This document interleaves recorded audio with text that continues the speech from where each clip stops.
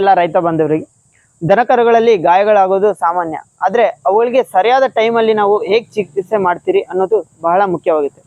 ಮನೆ ಮದ್ದುಗಳಿಂದ ಈ ಗಾಯಗಳನ್ನು ವಾಸಿ ಮಾಡೋದು, ಮೊದಲನೇದಾಗಿ ಮೊರಿಂಗಾ ಅಂದರೆ ನುಗ್ಗೆ ಎಲೆಗಳು.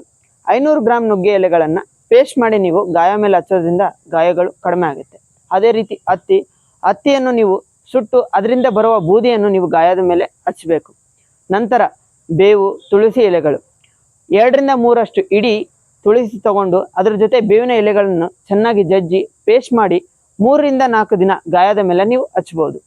ಅದೇ ರೀತಿ ಬೇವಿನ ಎಲೆ ಒಂದು 2 ಭಾಗ, ತುಳಸಿ ಎಲೆ 1 ಭಾಗ, ಸೀತಾಫಲ ಎಲೆ ಅದರದ್ದೊಂದು 1 ಭಾಗನ ಚೆನ್ನಾಗಿ ನೀವು ಒಣಗಿಸಿ ಪುಡಿ ಮಾಡಿ ಬೆಣ್ಣೆ, ತುಪ್ಪ ಅಥವಾ ಎಣ್ಣೆ ಜೊತೆ ಮಿಕ್ಸ್ ಮಾಡಿ ಗಾಯದ ಮೇಲೆ ಹಚ್ಬೋದು.